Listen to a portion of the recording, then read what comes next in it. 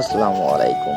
আজকে কথা বলবো এক অবলা যোদ্ধাদের নিয়ে, যাদের আমি যতই অবহেলা করতেছি ওরা তত বেশি বাড়তেছে। মানে আমি ওদের সময় দেওয়া তো দূরের কথা, খাবারও দেওয়ার টাইম পাই না।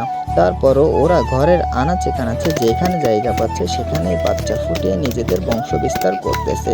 মানে যত এদের উপর থেকে আমার নজর কমেছে, ওরা যেন আরো বেশি স্বাধীন আর শক্তিশালী হয়ে উঠেছে। আসলে খাঁচার ভেতর অতি আদরে রাখার চেয়ে একটু অবহেলায় প্রকৃতির সাথে লড়াই করে টিকে থাকার আনন্দই আলাদা। এরা আজ প্রমাণ করে দিচ্ছে যে টিকে থাকার জন্য সব সময় অন্যর হাতের যত্নের প্রয়োজন হয় না, নিজের জেদ আর প্রচেষ্টাই যথেষ্ট। এমনভাবে আমাদের চারপাশেও এমন কিছু মানুষ থাকে যারা সব সময় অন্যের মুখাপেক্ষী হয়ে থাকে।